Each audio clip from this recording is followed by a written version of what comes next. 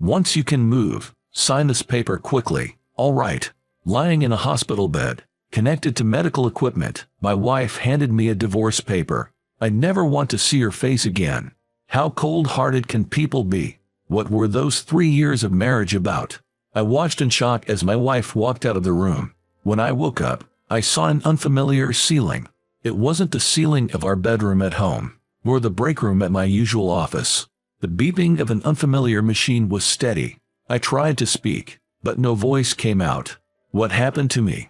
The moment I remembered, I let out a scream. It was the terror of that moment. "Robert, you're awake. Robert." I heard my mother's voice close by. She hastily pressed the nurse's call button, telling the nurse I had regained consciousness.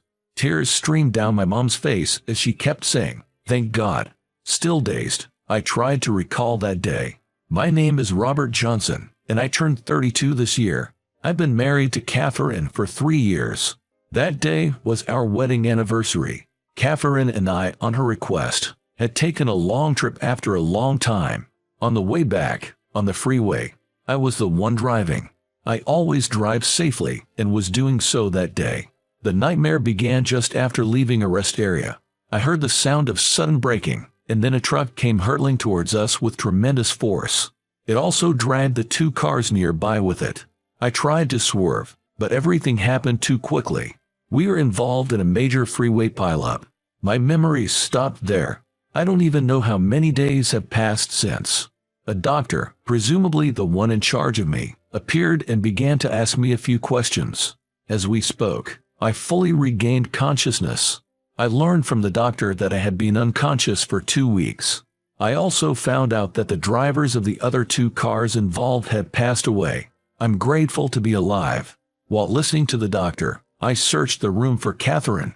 If Catherine was with me during the accident, she must be injured too, maybe even more seriously than me. "Mom, where's Catherine?" My voice was raspy, but my mom said, "She's okay." Apparently, her injuries were less severe than mine, and she could even walk. She was undergoing some tests and couldn't come to see me. She promised she'd let Catherine know I was awake. Relieved by my mom's words, I suddenly felt pain everywhere. It's a sign that my body was trying to heal. I was told that I'd need to stay in the hospital for treatment and rehab for about a month and a half, and I felt guilty about my colleagues at work. However, both Catherine and I are alive. I decided to think of that as a blessing. Even days after I regained consciousness, Catherine never visited me in the room.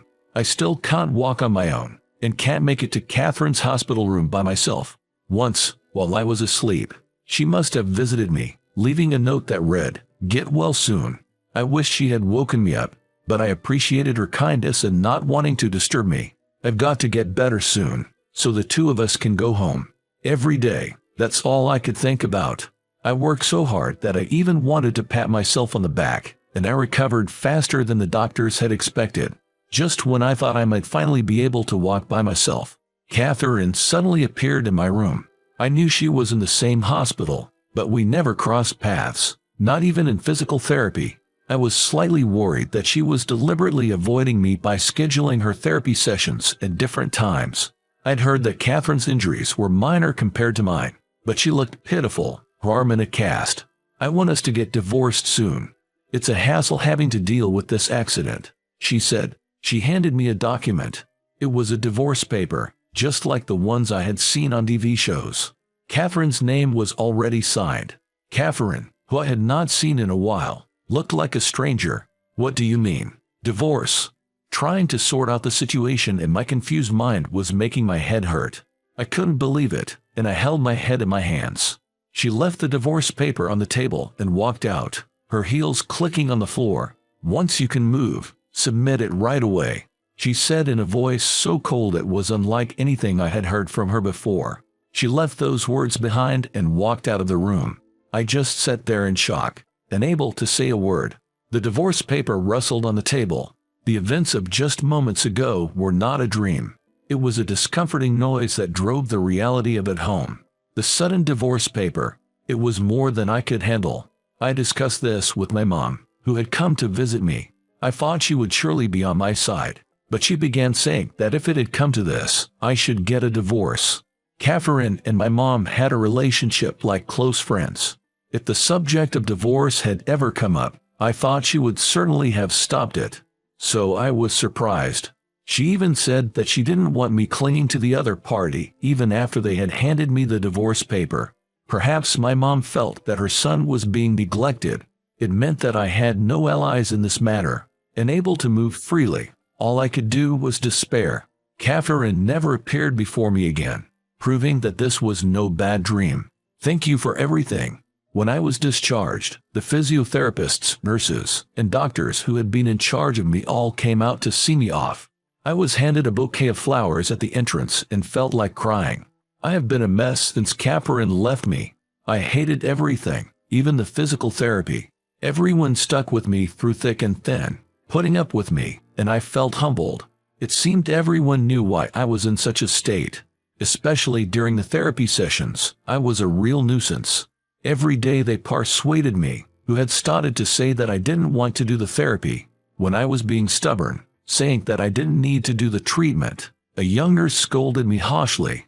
I feel lucky that I was brought to this hospital. I started to drag my leg a bit, but that's no big deal. A new life is waiting for me. I stepped out firmly, leaving the hospital behind me. Coming home after so long, it was eerily quiet. Catherine's belongings were moved out, yet the tidiness was evidence she had cleaned up before leaving. I still had the divorce paper, and able to submit it. I thought about throwing it away, but I didn't have the guts. I didn't want Catherine to dislike me for disposing of the divorce papers. Still hung up on her, I guess. My coworkers were eagerly awaiting my return from the hospital. I became a burden because of my prolonged hospital stay. I started working hard, trying to accept my new life without Catherine. While at work, I could forget her absence. Working until I was exhausted, I only went home to sleep. On my days off, I aimlessly wandered to places we used to visit together. In the midst of this routine, I got a call from a lawyer claiming to be Catherine's representative lawyer. They wanted me to submit the divorce paper as soon as possible. I invited them to my house to discuss it. Apparently, Catherine wanted the divorce finalized quickly, maybe to be prepared for when she left. She had given the lawyer 3 copies of the divorce papers written in her own hand. Seeing those divorce papers, I made up my mind to submit them. I didn't want to do anything that Catherine would dislike. She wanted it so badly, I told myself, and forced myself to accept and submit it. With that, Catherine and I officially became strangers again.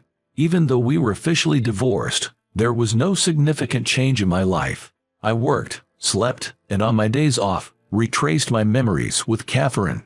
Friends and colleagues suggested I should remarry, but I couldn't think of such a thing yet.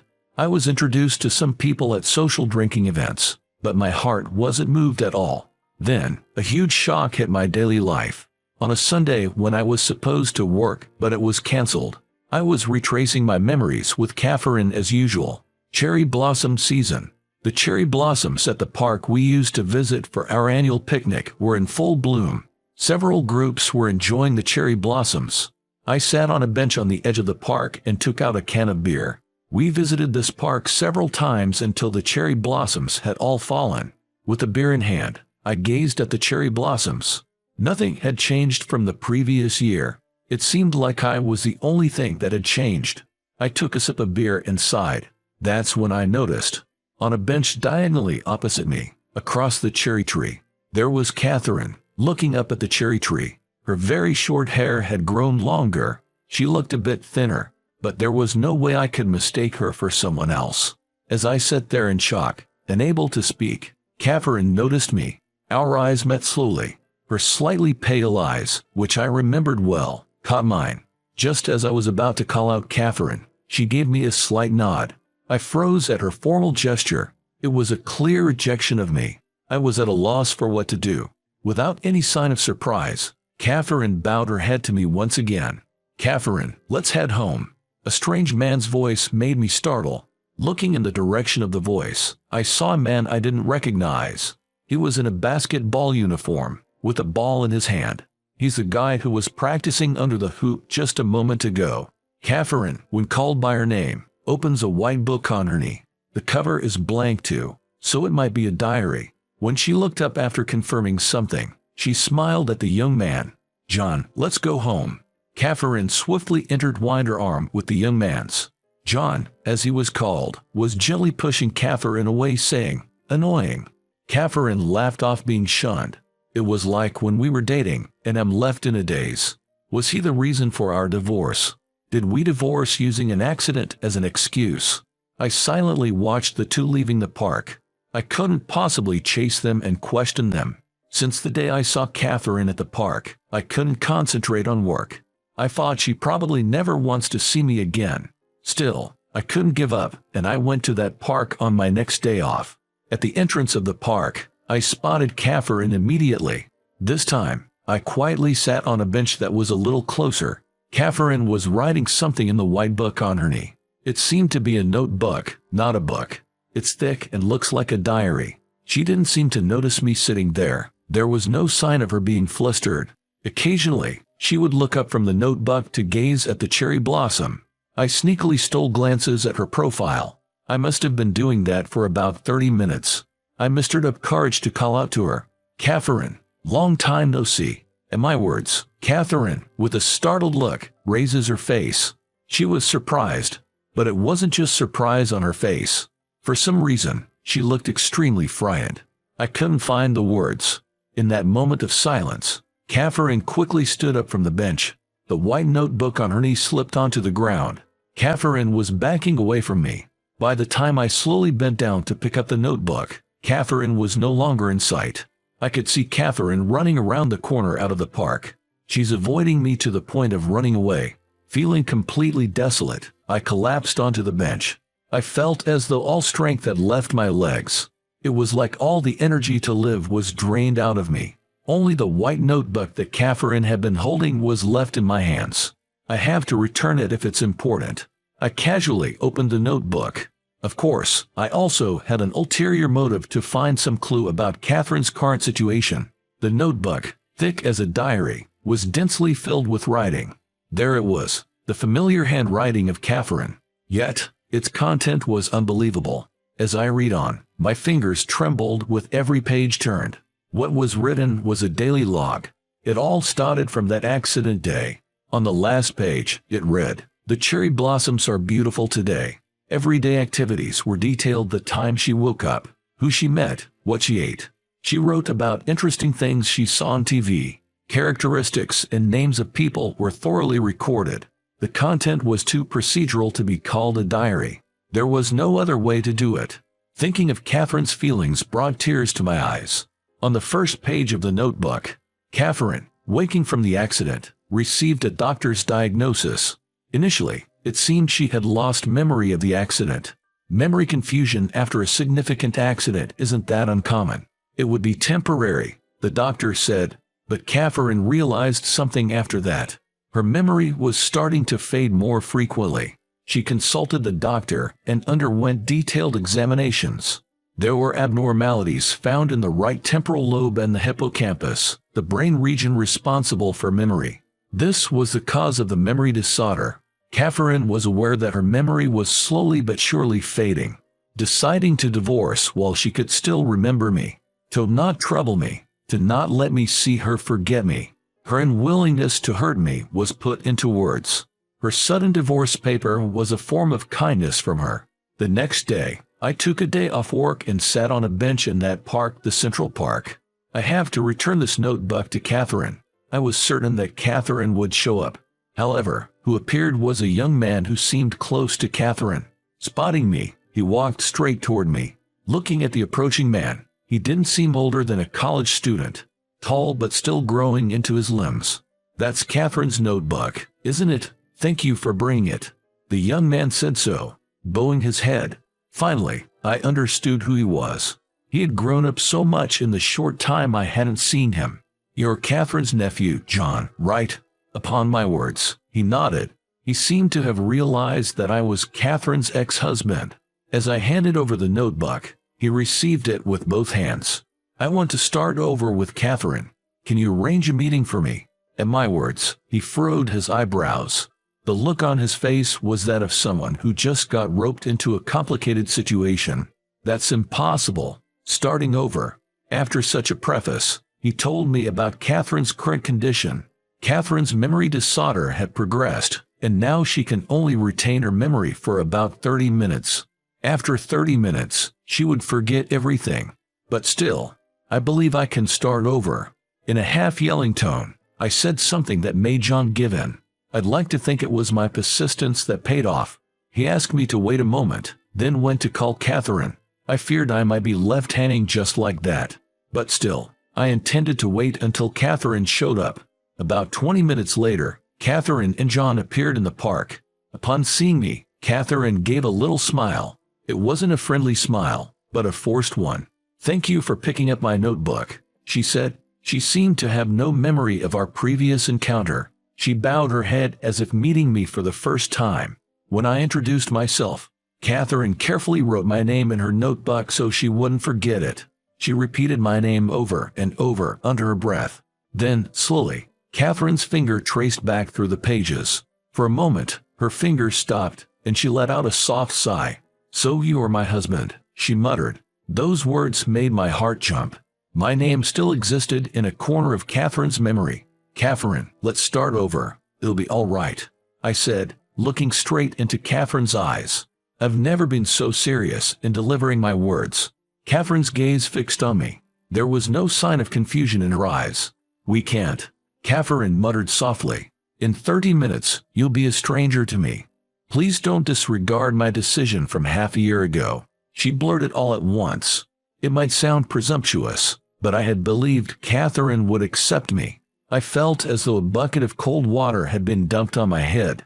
Speechless, I stood still as Catherine began to tear pages out of her notebook. Once she finished tearing out most of the front half, she held it out to me. When I didn't take it, she pressed it against my chest. "This is the end," Catherine said, turning her back to me. All I could do was watch her walk away. The pages of the notebook Catherine gave me were filled with memories of us. How we met, started dating, and got married. Even she wrote the things she likes and dislikes about me. The last page expressed Catherine's anguished decision to leave me. I trampled on those feelings. Regret washed over me, but it was too late. There was only one path left for me. From then on, I became a friend of Catherine's. Whenever we crossed paths, I'd say hello and make small talk. Catherine, after a few times, revealed her memory disorder to me.